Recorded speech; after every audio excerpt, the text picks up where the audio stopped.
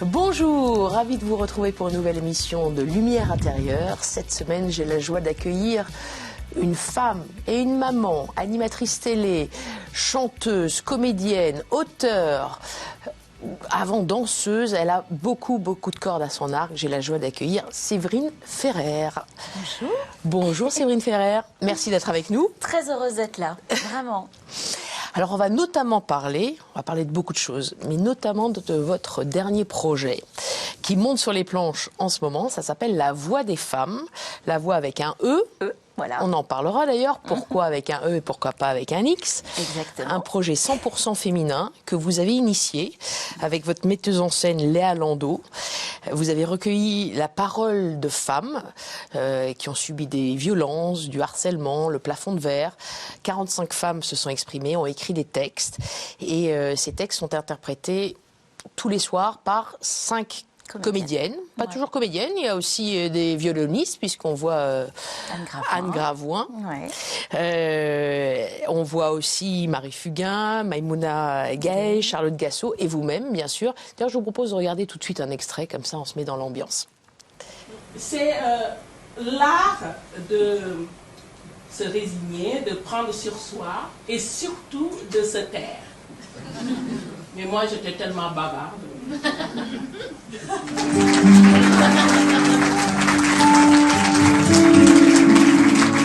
Une enfance, une adolescence rythmée entre coups, douches froides, insultes et menaces. Qui remercie sa maman d'infliger de tels sévices à sa propre fille? Eh ben moi. Les réponses à toutes les questions posées à cet homme sont inaudibles. Mais tu m'as dit que tu voulais pas. T'as rien dit d'ailleurs, j'ai pensé que t'étais d'accord. Tu t'es pas débattu quand je te déshabillais. Insoutenable. Il ne pensait pas à mal, il a juste profité de la situation. Il l'a juste violée. Il me traîne dans l'appartement, cet appartement tout en longueur, destination la cuisine. Il saisit au vol un couteau et me plaque violemment. Je tremble, il est rouge de rage. La lame est bien aiguisée, il est en sueur.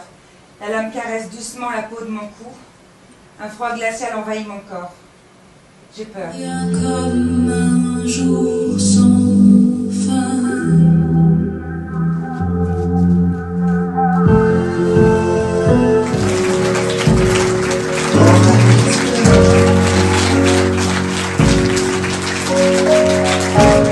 Voilà, donc La Voix des femmes qui part en tournée à partir du mois de mai, donc à travers la France. D'où vous est venue cette idée de parler des femmes et de cette voix des femmes avec un E? Alors, VOIE, tout simplement pour la destinée, qu'on prend toutes, malgré nous. Et également la voix qu'on ose prendre, cette fois-ci, haut et fort, pour dénoncer des choses, pour raconter nos histoires, parce que ce ne sont que des histoires vraies, il faut le savoir. C'est ce qui fait aussi la force de ce spectacle. Ce sont vraiment des histoires qui ont été vécues, et pour beaucoup d'entre nous, c'est la première fois qu'on en parle, enfin en tout cas qu'on ose les dévoiler et les partager et échanger ces histoires pour ne plus que ça arrive en fait, tout simplement. Et j'ai eu cette chance, moi en tant que comédienne, de jouer pendant 10 ans cette merveilleuse pièce d'Ève Ensler qui s'appelait Les monologues du vagin. Et c'est vrai qu'on s'est senties toutes, alors j'ai eu cette grande chance de partager la scène avec les plus grandes comédiennes françaises. Mise en scène par Isabelle Ratier. Exactement, en 2017, par Isabelle Ratier. Puisque ça fait longtemps qu'elle tourne cette pièce. Alors cette pièce existe depuis 2000. Donc j'ai eu la chance de la jouer pendant 10 ans. C'était absolument incroyable. Et en plus, non seulement en tant qu'interprète, mais aussi en tant que femme. Parce que c'était incroyable, tous ces retours qu'on avait aussi bien des femmes que des hommes après la représentation. Et c'est vrai que c'est quelque chose, moi, qui m'a beaucoup touchée, qui m'a beaucoup émue. Et pour moi, depuis que je suis toute jeune, je suis fière d'être femme. Et je me suis toujours quelque part, malgré moi, sans savoir vraiment, mais engagée pour les femmes. Et c'est vrai que quand l'aventure des monologues du vagin s'est arrêtée, j'avais toujours ça au fond de moi. Ça me manquait de pouvoir partager, de pouvoir échanger avec ces femmes, avec ces hommes. Et ce projet, je l'ai dans la tête depuis 5 ans.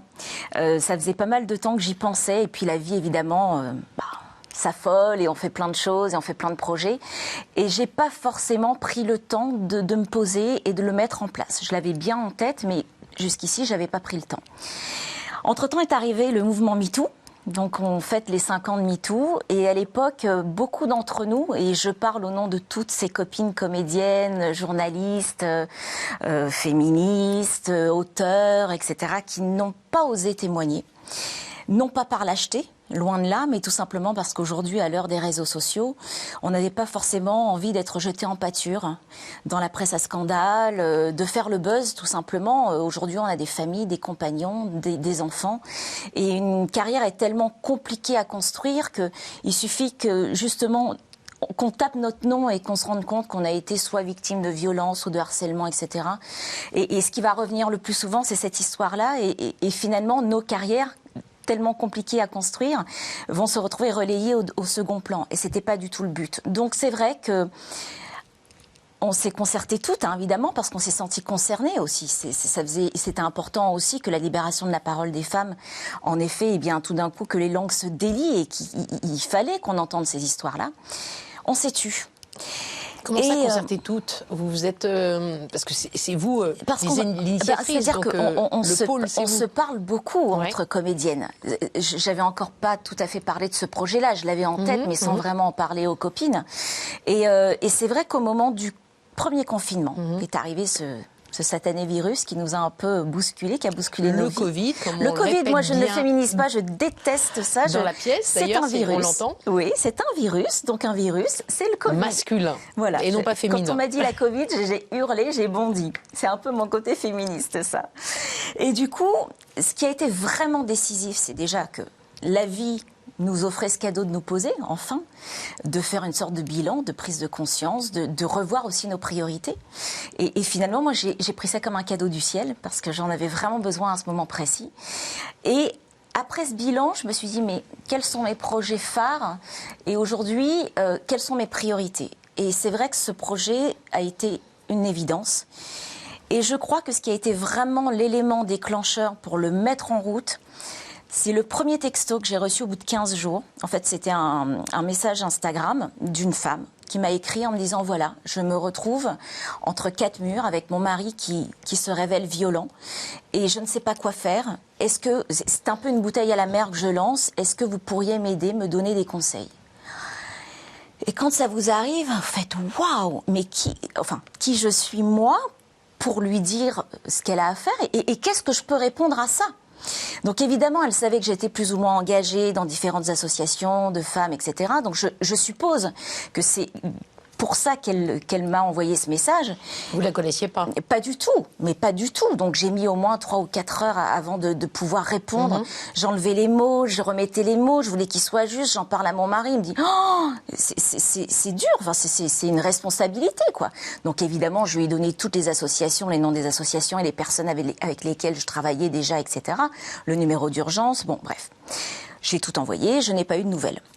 2 jours après, cette fois-ci, c'était une étudiante qui me dit, voilà, Madame Ferrer, j'aime votre parcours.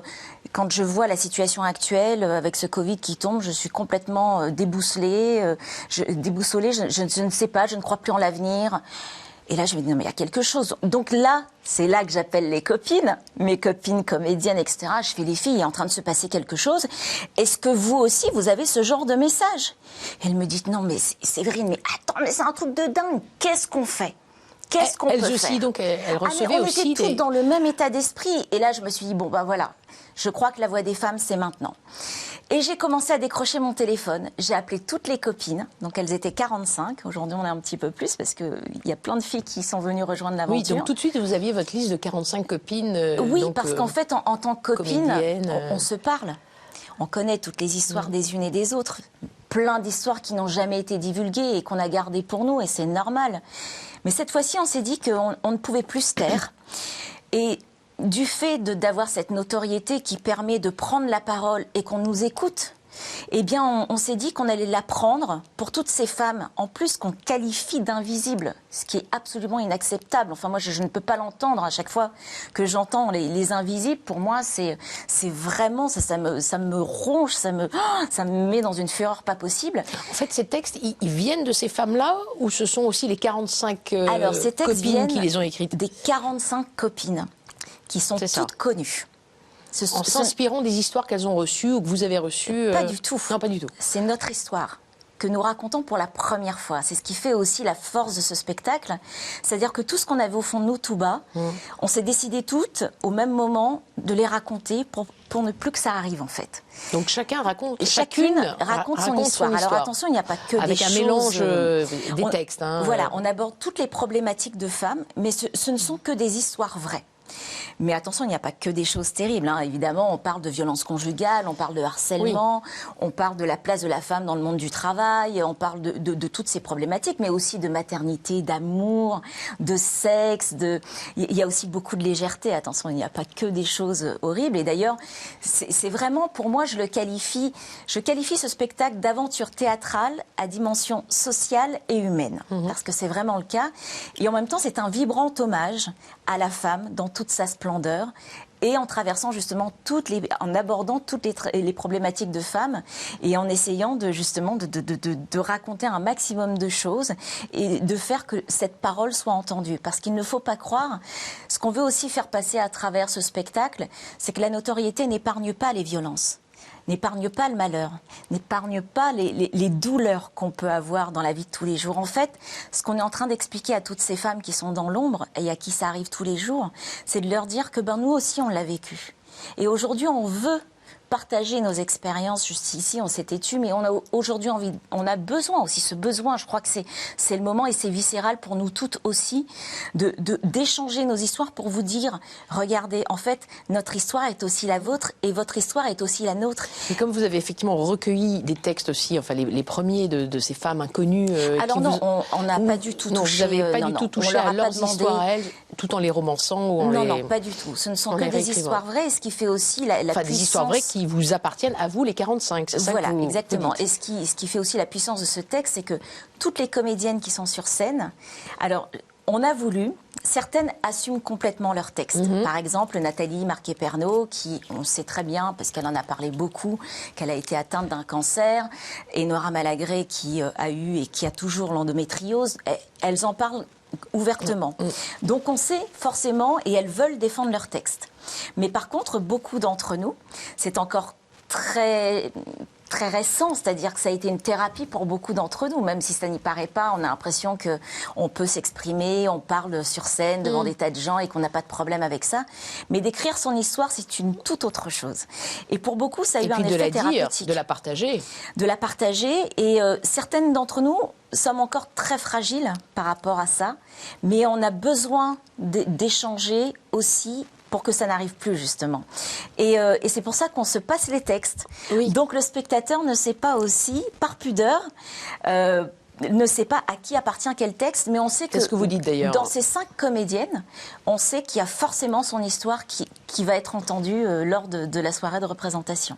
Il y a forcément son histoire, une histoire des 45, parce que c'est ça aussi que j'ai pas bien compris. Alors, on a 45, comme vous êtes 45, vous allez tourner personnes. Pendant tous ces mois. Voilà, et en fait, ce qu'on va faire, c'est qu'on fait un turnover de comédiennes, parce que, alors, certaines ont témoigné, n'ont pas forcément envie d'être sur scène.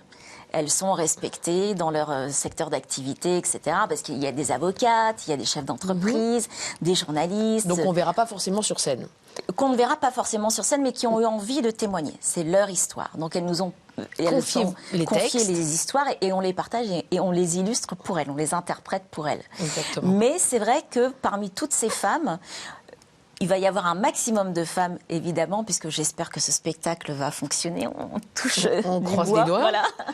Et pour le coup, on a vraiment envie, c'est pour ça qu'on a voulu qu'il y ait un turnover, pour que toutes ces femmes, ces 45 femmes à un moment, celles qui évidemment en ont envie et en expriment l'envie et ont envie de le faire, puissent venir défendre leur texte, ou en tout cas défendre leur texte, ou entendre leur texte sur scène, même si elles ne le disent pas. C'est très, très important que toutes ces femmes puissent à un moment s'exprimer et venir sur scène. On va continuer à en parler, Séverine Ferrer. Vous êtes une femme de télévision, vous savez qu'il y a un chronomètre. Le temps est compté.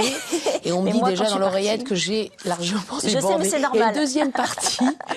On va quand même poursuivre sur ces thématiques où je m'éclipse. Je vais vous proposer 4 mots et on va continuer à discuter. D'accord. À distance. Entendu? Ah, d'accord, très bien. Voilà. À tout de suite. À tout de suite.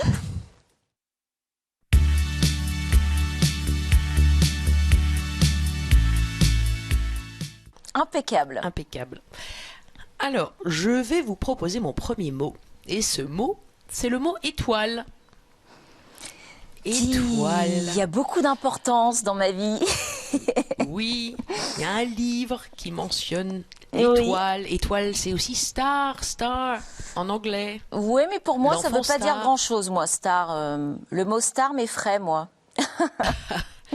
Bon, je vous laisse En parler? en parler. D'accord, étoile parce que un mot important pour moi parce que je crois en ma bonne étoile et je crois vraiment que j'en ai une qui me guide et qui m'aide et qui m'accompagne dans chaque moment de ma vie. Étoile parce que j'en ai partout chez moi. Étoile parce que dès que je dois dessiner quelque chose, je dessine souvent des étoiles, bizarrement. De dire que j'ai la tête dans les étoiles, ça m'arrive, mais pas trop longtemps. Je suis assez terre à terre. Vous avez des étoiles plein les yeux.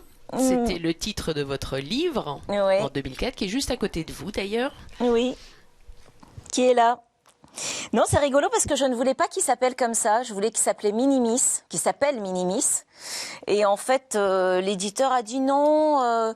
Et c'était marrant parce que on n'en a pas du tout parlé et ils m'ont proposé ce titre en disant des étoiles plein la tête, ça te correspond bien. Et puis j'ai fait ouais, finalement c'est pas mal. Alors du coup, on est parti pour des étoiles plein la tête. Et j'en ai toujours. J'ai dit des étoiles plein les yeux. Ah oui. Mais moi c'est plein la tête, mais j'en ai plein les yeux aussi, hein. Je sais pas si ça se voit. C'est plein les yeux et plein la tête. Des étoiles à 7 branches. Pourquoi est-ce que je dis 7? Vous savez pourquoi? Bah oui, parce que Vous c'est un aimez peu. beaucoup le chiffre 7. Vous Oui. êtes né en 1977. C'est probablement aussi pour ça. Minimis a 7 ans, Oui, marié un 7. oui. Il arrive souvent dans votre vie ce chiffre 7. Bah, je le provoque aussi de temps en temps, surtout sur les signatures de contrat. J'aime bien avoir un 7 quelque part, en fait, toujours. Et 7 chiffres aussi, le contrat. J'aimerais bien, mais ça arrive rarement, bizarrement. En centimes. En centimes, oui, probablement, les 0,0001. Non, non, c'est vrai que j'essaie toujours d'avoir un 7 dans... Et même les rendez-vous importants, j'essaie toujours, quand on me propose des dates, de faire en sorte que ça se passe toujours un 7, ou un 17, ou un 27. Vous êtes superstitieuse? Je suis pas superstitieuse. Alors, si, dans un sens, oui, parce que je ne passe pas sous les échelles. Je suis capable de contourner les échelles. De temps en temps, quand il y a une sorte d'oiseau noir, là, comme des corbeaux qui passent et qui me coupent ma route, je crache. Aux grandes dames de mes enfants qui maintenant font la même chose, c'est horrible. Voilà, il y a des petites choses comme ça où un vendredi 13... Moi, alors par contre, voilà, par exemple, je suis pas du tout superstitieuse dans le sens où le vendredi 13, je ne fais rien de particulier, voilà. Et souvent, moi, j'aime bien mettre du vert sur scène, alors que normalement, tous les comédiens ne veulent pas le faire parce que Molière est mort en vert, semble-t-il. Et du coup, moi, j'essaie de déjouer tout ça et de faire en sorte de passer à autre chose, de ne pas me focaliser dessus. Mais de temps en temps, j'ai quand même 2-3 petits trucs comme ça, de superstition qui reviennent. Et des étoiles avec vous? Toujours les étoiles. Toujours les étoiles. Alors c'est vrai, vous aimez pas le mot star, mais c'est ce que vous avez été très très jeune. Votre carrière a commencé à 4 ans en fait. Oui, Pour en mais... parler rapidement, vous avez été Miss Réunion à 7 ans. Mini. Mini-Miss, Oui. oh là, oui, mini. Mini-Miss Réunion. Baby Star, enfin tout ça a commencé très jeune pour vous et vous avez explosé aussi très jeune. Évidemment, on vous connaît dans votre rôle d'animatrice à Fan 2 sur M6 de 97 à 2005. Vous Il y étiez avait des toute étoiles jeune aussi dans le générique Et oui, de il y avait Fan des 2. étoiles aussi. Ça aussi, c'était pas moi. C'était pas voulu, ça, par contre.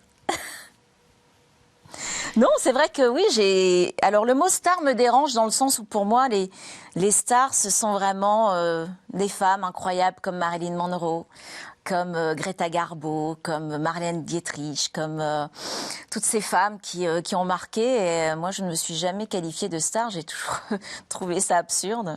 Allez, on passe au deuxième mot. Ouais. On passe tout de suite au deuxième mot et c'est le mot maman. Ça, c'est un beau mot aussi. Vaste sujet. Maman. Ouais. Il y a la vôtre, et puis il y a vous. Bah oui. Maman de 3 beaux enfants, ma fierté. J'ai toujours rêvé d'être maman, en fait, depuis l'âge de 17 ans. J'attendais de trouver le bon papa. Et quand je l'ai trouvé, je l'ai accroché, je l'ai plus laissé partir. Et j'en ai fait 3. Et le plus beau rôle et le plus difficile aussi. Forcément, c'est très difficile d'être maman parce qu'on vous donne pas le mode d'emploi.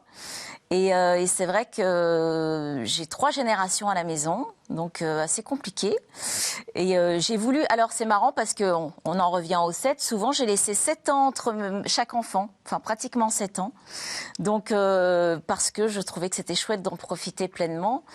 Et après c'est vrai que chaque période est chouette. Et je me suis jamais interdit d'être maman. Souvent, on m'a dit oui, mais tu fais une émission qui s'adresse aux jeunes. Est-ce que c'est le bon moment de devenir maman ? Moi, j'ai une maman qui m'a eu à 20 ans. Et pour moi, ça a été le plus bel exemple du monde. Je voulais ressembler à ma maman et avoir un peu le même schéma.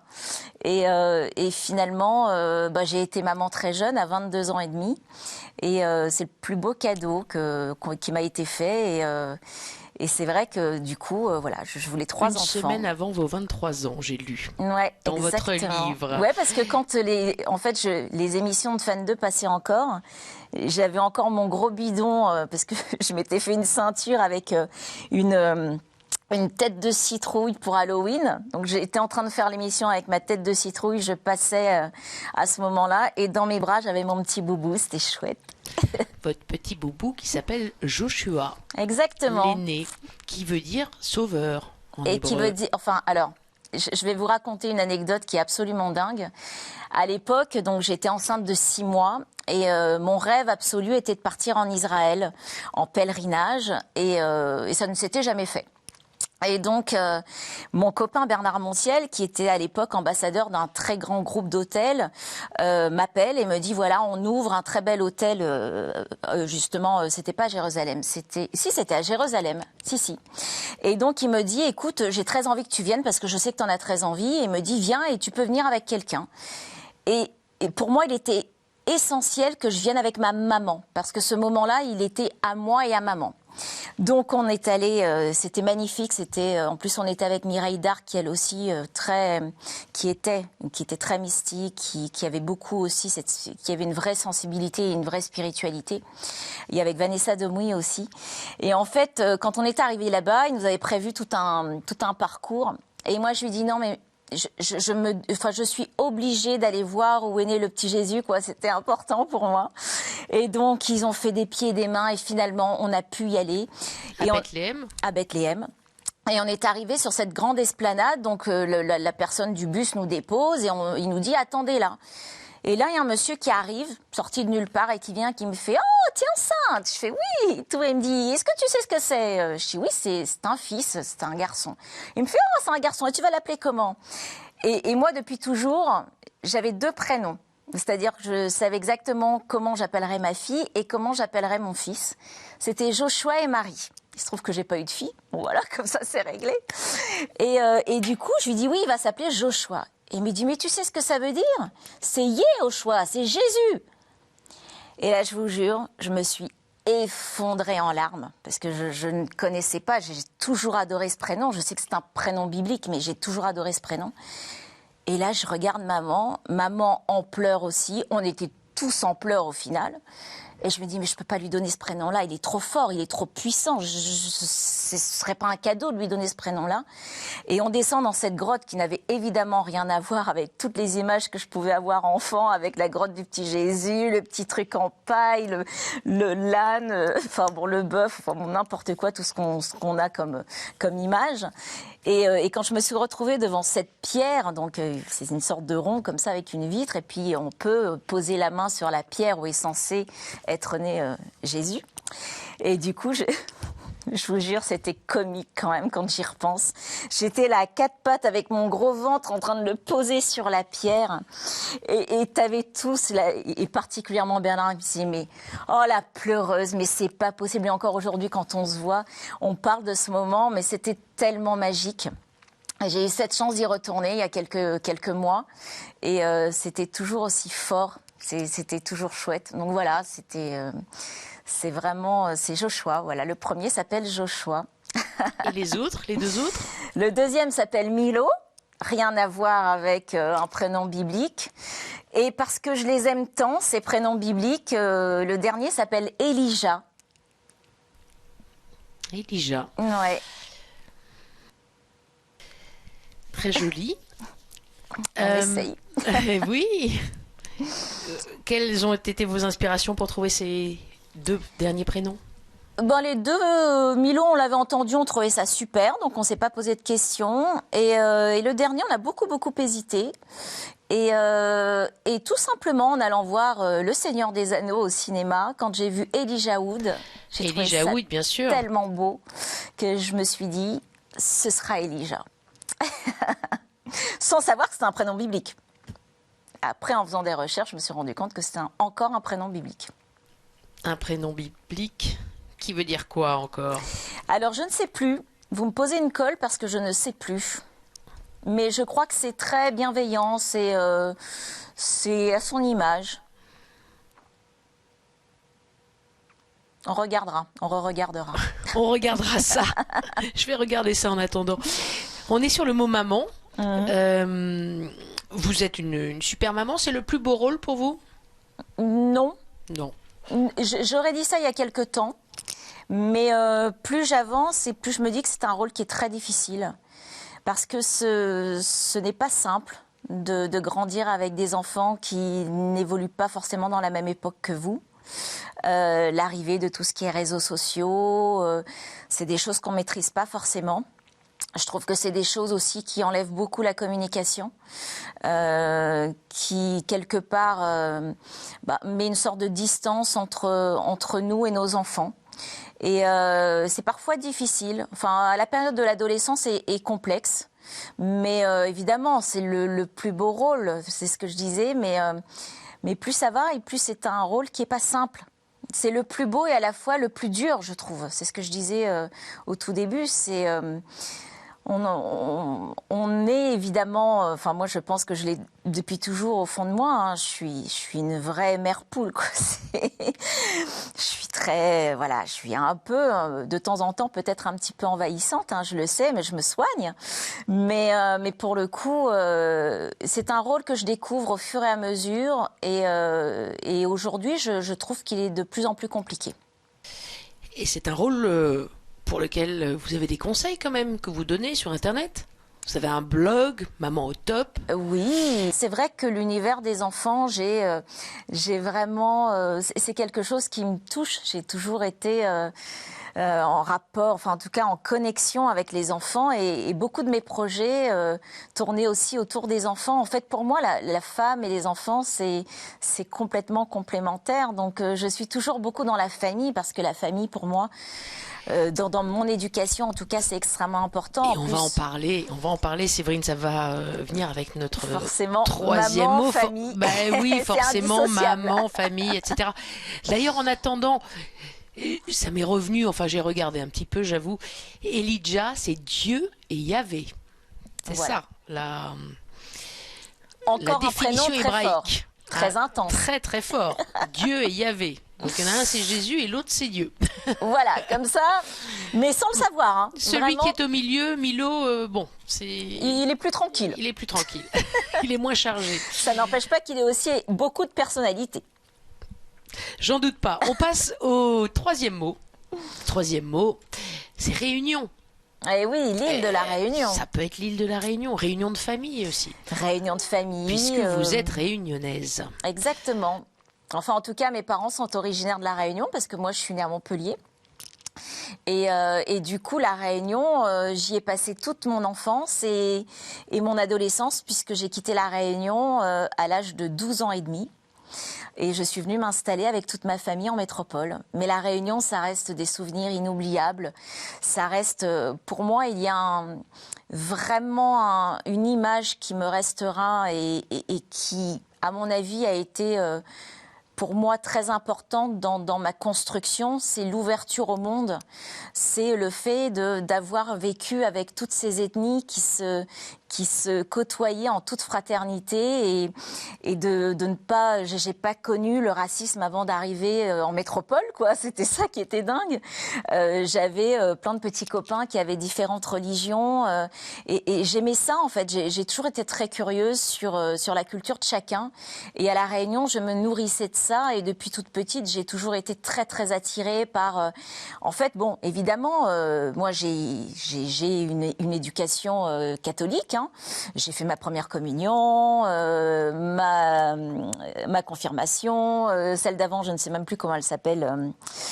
La profession de foi. La profession de foi, voilà. Vous êtes allé au catéchisme. J'ai fait mes cours de catéchisme. Alors, j'ai même demandé à ma prof, je dis mais je comprends pas. Ce Jésus, enfin, ce Jésus, il est quand même un peu, parce que à l'époque, je faisais pas trop la différence entre Dieu, Jésus, c'était un peu compliqué quand même. Hein. Et je dis mais il a beaucoup de femmes, c'est un coquin quand même. C'était tellement drôle parce que toutes les sœurs avaient, j'étais à l'école privée, hein, toutes les sœurs avaient leur alliance et tout ça et j'étais curieuse, je posais plein de questions, c'était drôle. Mais c'est vrai que j'ai toujours été attirée par toutes les religions. C'est-à-dire que, par exemple, j'avais des petits copains musulmans, donc je leur demandais pourquoi vous faites ça. J'avais des copains juifs, je demandais pourquoi vous faites ça. J'avais des copains malgaches, je demandais pourquoi vous faites ça. J'avais des copains indiens, je demandais pourquoi ils faisaient ça. Des tamouls, enfin, je posais toujours des questions. Et quand j'ai été en âge de comprendre, aux alentours de 14-15 ans, quand on commence à prendre conscience un peu des choses et de la vie, je me suis mise à lire tout le Coran, la Bible. Et c'est rigolo parce que, et même, j'étais très attirée par le bouddhisme et j'ai eu cette grande chance de rencontrer sa sainteté le Dalai Lama. Ça a été quelque chose d'important dans ma vie. Et c'est vrai que je me dis que quelque part, je me suis fait ma religion. J'ai pris le meilleur enfin en tout cas ce qui me parlait dans chaque religion, et je me suis fait ma religion à moi. Donc la réunion des religions. Oui, la Réunion, qui est une terre avec des personnes indiennes. C'est le cas de votre père. Bon, on a plein d'origines en fait. On a du sang vietnamien, indien. Alors votre père, c'est plutôt des origines indiennes. Oui, très lointaines, oui. Qui s'appelle Éric. Qui était plutôt père au foyer, qui faisait des petits boulots. Qui était père au foyer. Voilà, on peut le dire. Ouais. Il le revendique complètement. Votre mère, pour synthétiser un peu, d'origine normande, italienne, vietnamienne, c'est bien ça. Elle s'appelle Blanche. Oui. Coiffeuse. Oui. C'est elle, la femme forte, qui travaillait beaucoup. Voilà. C'est elle qui a ramené l'argent à la maison. C'est elle qui a ramené l'argent à la maison. Ça explique aussi pas mal votre parcours. D'avoir une femme comme ça à la maison. Oui, je pense que maman Quel exemple. Maman y a été pour beaucoup parce que quand je la voyais rentrer, elle avait des journées mais harassantes, c'est-à-dire que elle bossait beaucoup. Et quand je la voyais arriver et que nous on l'attendait à la porte, dès que la porte s'ouvrait, c'est maman. Et elle prenait le temps, elle s'occupait de nous, on la sollicitait beaucoup forcément. Et c'est vrai que maman m'a donné une image du travail très positive. C'est-à-dire que moi, le travail n'a jamais été une contrainte dans le sens... Alors, j'ai eu cette grande chance de faire ce que j'aime. Ça aurait été différent si malheureusement, je n'avais pas pu réaliser mon rêve. Mais maman m'a donné une image tellement positive, tellement joyeuse du travail. Quand elle parlait et quand elle partait, elle me disait « Je suis heureuse de partir travailler parce que j'aime ce que je fais. » Et c'est ce que j'ai essayé aussi d'inculquer à mes enfants après. Quand je pars au théâtre, par exemple, et que je pars en tournée et que c'est long et qu'ils vont pas me voir pendant plusieurs jours et qu'ils me voient partir avec le sourire, c'est compliqué de leur expliquer que je ne les abandonne pas, je suis pas heureuse de les abandonner, je suis juste heureuse de partir travailler et de faire le métier que j'aime. C'est pour ça que généralement, je les emmène toujours quand je répète ou quand on n'est pas loin de Paris et qu'il y a une date où je peux les emmener. Ils font la mise en place des accessoires avec moi. Il était important qu'ils se rendent compte que si j'ai le sourire quand je m'en vais travailler, c'est parce que j'aime ce que je fais et que je suis heureuse d'y aller sans pour autant les abandonner. C'est essentiel. D'ailleurs, ce nom de Ferrer, il vient du nom de votre mère, non? Oui, c'est le nom de maman. C'est Ferrari. Oui, enfin de Ferrari, c'est ce qu'on m'a dit, hein, de par nos origines italiennes. C'est ce que j'ai lu dans votre livre, de Ferrari italien. Donc vous portez le nom de votre mère. Je porte le nom de maman anodin. Parce que la première fois, quand quand je suis arrivée, le temps que papa aille me déclarer, ils ont mis sur mon carnet de santé Ferrer. Et quand la question s'est posée de savoir quel nom j'allais prendre. Je me suis dit, le premier qui était sur mon carnet de santé, c'était celui de maman. Alors, j'y vais, je prends celui-là. Et du coup, par contre, mon frère, qui lui faisait aussi pas mal de choses, et je ne voulais pas qu'on sache que c'était mon frère. Votre frère Didier ? Didier, qui faisait aussi pas mal de rôles, etc. Parce que quand on est arrivés tous les deux en métropole, chacun a suivi son petit bonhomme de chemin. Eh bien, je n'ai pas voulu qu'on porte le même nom pour pas qu'il y ait de rapport possible et de se dire « Ah, mais elle a pistonné son frère et patati patata ». Chacun y a réussi par la sueur de son front. Et du coup, Didier porte le nom de papa. Didier, comment ? Ah non, je vais pas vous le dire, c'est mon secret. D'accord, ça ne me regarde pas. Vous avez raison. Non, parce que maintenant, je sais qu'il aime pas beaucoup en parler. Oui, pas de problème. Donc, on termine avec la Réunion. Mariage aussi à la Réunion. Oui. L'église Saint-Jacques. Avec, je peux dire, Frédéric Mazet, non ? Oui. Oui, vous pouvez le dire. Journaliste, parolier, c'était le 7 mai 2001. Ouais. Voilà. Et c'était très important. Alors, c'était hyper rigolo parce que moi, je voulais me marier dans l'église où se sont mariés mes grands-parents et mes parents. Donc, 23 ans plus tôt, ce petit bébé de 6 mois qui était dans les bras de ses parents pour le mariage, c'était moi. Et c'était marrant parce que du coup, 6 mois plus tard, et là, maintenant que je vous le dis, je m'étais pas rendu compte de ça. Mais en fait, 6 mois plus donc il avait 6 mois, Joshua, et donc 23 ans plus tard, dans cette même église, on se mariait avec mon amoureux. Et en plus, notre fils était là et il avait 6 mois et on a fait son baptême là-bas en même temps. C'était absolument dingue. Et c'est rigolo parce que, en fait, j'étais suivie par une agence de presse et c'était la grande époque de Fan 2, donc forcément, il y avait beaucoup de paparazzis à l'époque qui me suivaient, etc. Et il y avait des paparazzis qui voulaient la sortie de l'église. Et donc, la personne qui s'occupait de l'agence m'a dit non, tu peux pas passer devant dans l'entrée principale parce qu'il va y avoir les paparazzis, on va perdre. Enfin, il y avait des exclusivités avec les magazines, enfin tout ça, c'est un peu compliqué. Mais du coup, elle me disait tu peux pas y aller. Et je dis mais c'est hors de question. Je vous explique, le cimetière où ma grand-mère est juste en face, et il est important pour moi que je sorte là, peu importe ce qui se passe.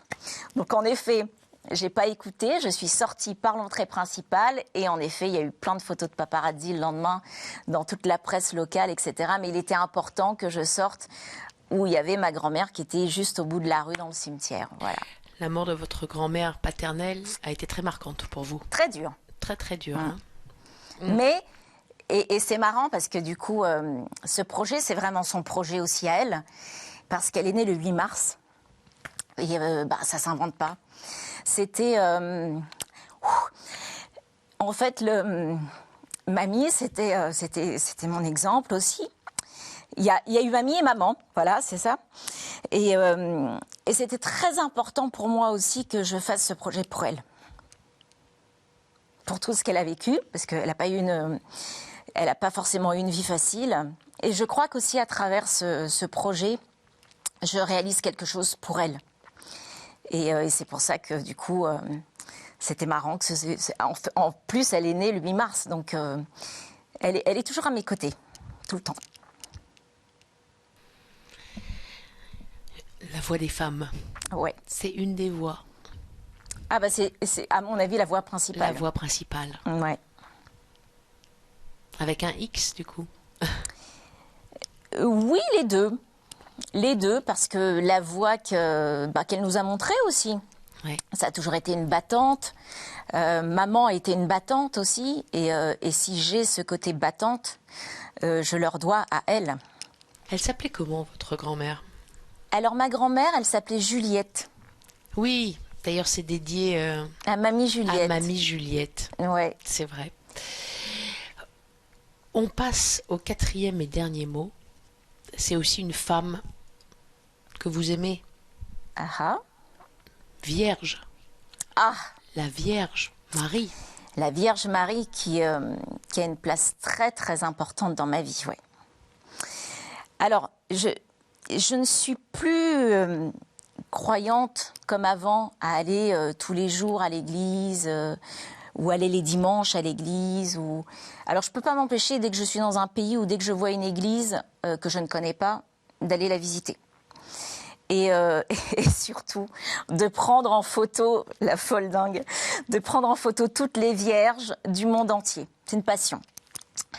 Et c'est vrai que la Vierge... Vous avez d'ailleurs à ce sujet, pardon de vous interrompre, une histoire au Mexique. Alors, non, laquelle? Il y a les Vierges noires. Non. Alors, non, parce que j'ai tellement d'histoires avec des d'histoires, vierges. oui.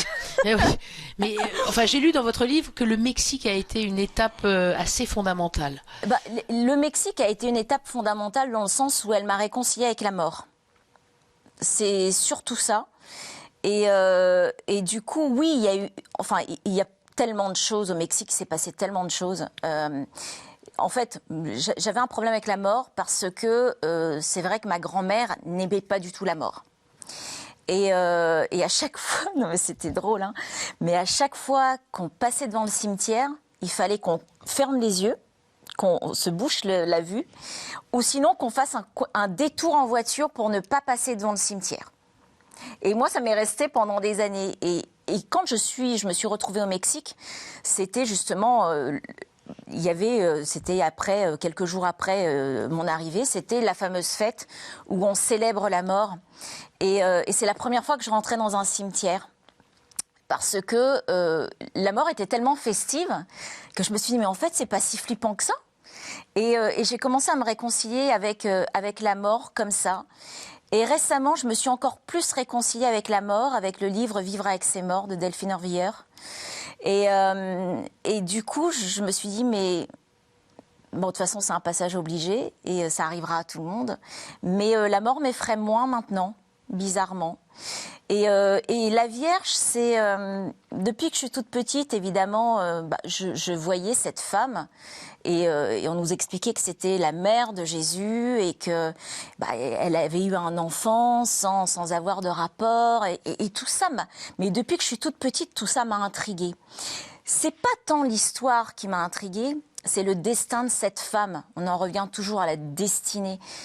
Et vraiment, depuis que je suis toute petite, j'ai une adoration pour cette femme en me disant, mais qu'est-ce qu'elle a dû vivre?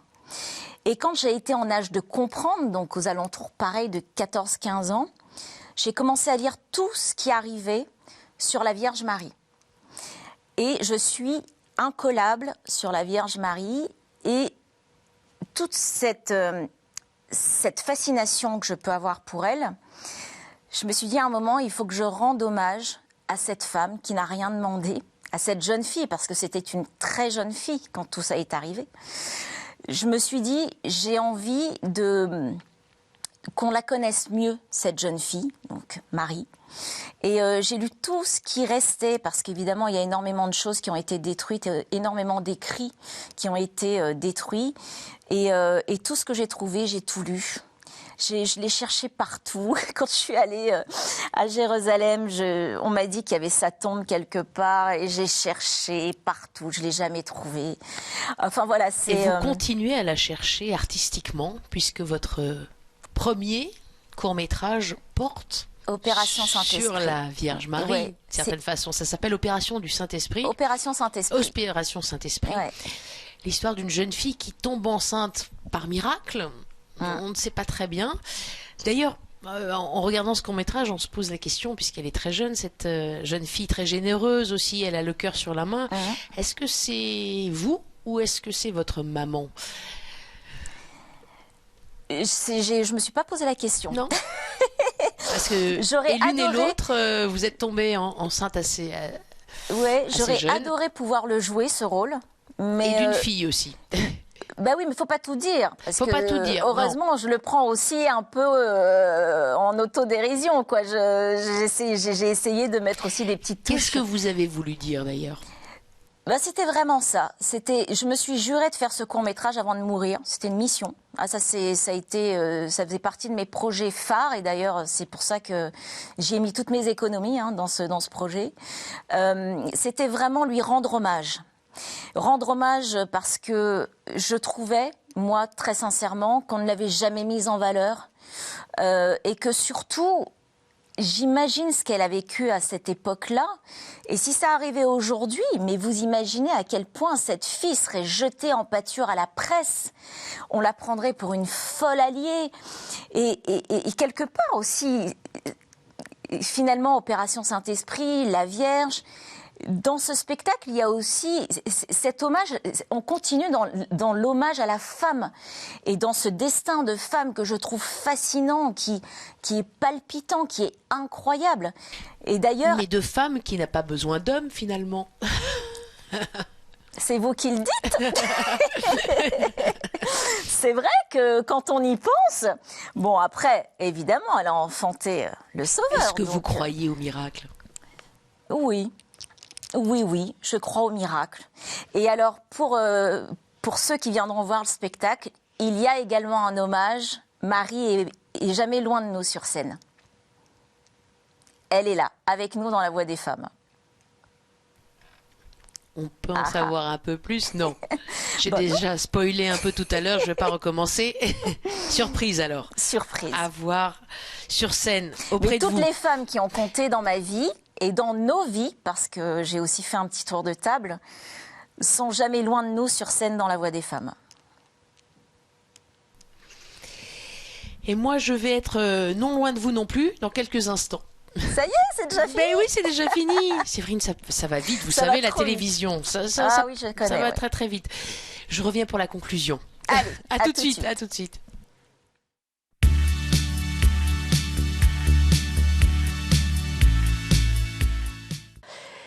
Séverine Ferrer, je suis de nouveau près de vous. Oui. Vous avez l'air toute chose. Vous étiez en train de dire, oh, je vois qu'il y a des... Non, parce que ça, Des mine de boucles. rien, ça bouscule un peu, finalement, de voir... Et je pensais pas que ça viendrait des mots. Enfin, les mots vous ramènent toujours à des histoires. Mais là, de voir toute la succession d'histoires, de ce que je vous ai raconté, et finalement, ce qui est devenu tout ça, bah, c'est La Voix des femmes, et je ne m'en étais pas rendu compte. Tout a un sens. Ouais. C'est l'aboutissement de tous ces mots, de votre histoire. En fait, rien n'arrive par hasard. C'est-à-dire que l'histoire fait et forme des histoires et crée des histoires et on a l'impression qu'elles n'ont aucun rapport les unes avec les autres et finalement, si. Et je viens de m'en rendre compte à travers ces mots. Donc, ouais. On parlait tout à l'heure on parle de mots, on a parlé de chiffres aussi.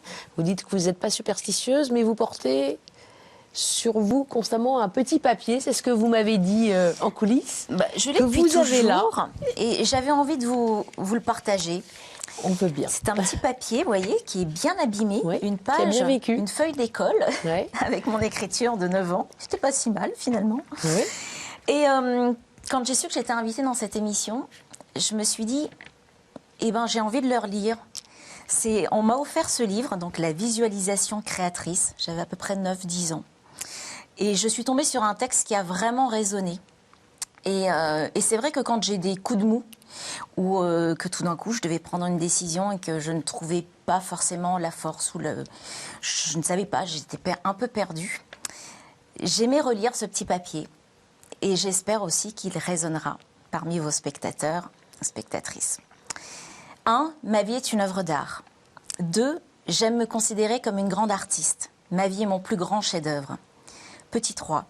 Chaque instant de ma vie est créateur. Renferme d'infinies possibilités. Je peux continuer à faire les choses comme je l'ai toujours fait. Petit 4.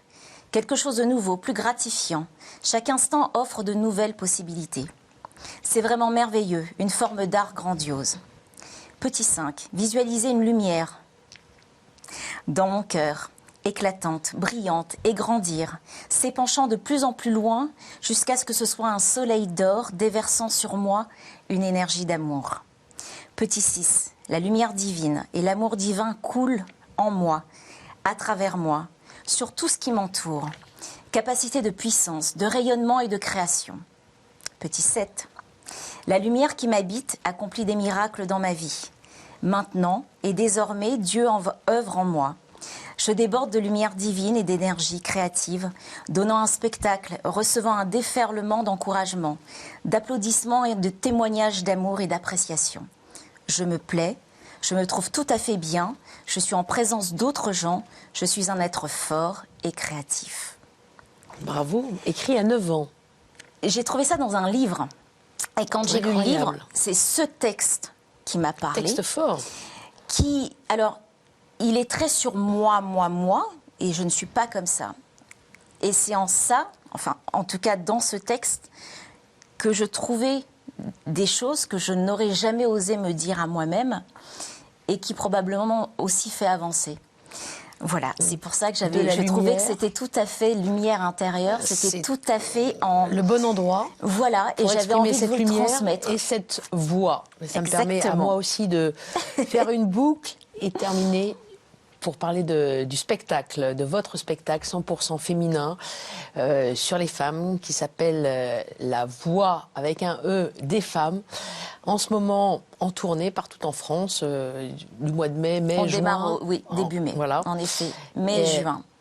Voilà, où on voit 5 femmes qui donnent des textes, qui portent des textes de 45 autres femmes. Et qui racontent leur vraie histoire. Leur vraie histoire. Ouais, c'est très Un important beau pour moment, moi. très fort, C'est avec fort. des textes forts. C'est drôle aussi. Ça peut être drôle, Oui. c'est marquant. Mais ça l'est. Et ça s'adresse aussi bien aux femmes qu'aux hommes. Oui. Parce C'est qu'en vrai fait, ce que je dis régulièrement, c'est que sans eux, nous ne serons rien. Et vice-versa. Exact. Les hommes sont quand même importants. Évidemment. Évidemment. Évidemment. On n'est pas du tout là pour casser et taper sur le dos des hommes. Au contraire. On est Merci là pour, beaucoup, Merci Séverine à Ferrer. vous. C'était un très bon moment et un très beau moment de lumière. Merci beaucoup. Et merci à vous, derrière vos écrans, de nous avoir suivis. Comme d'habitude, si vous voulez revoir Lumière intérieure avec Séverine Ferrer, vous vous connectez sur Internet, vous connaissez l'adresse kto.tv.com. À la semaine prochaine. Très bon week-end.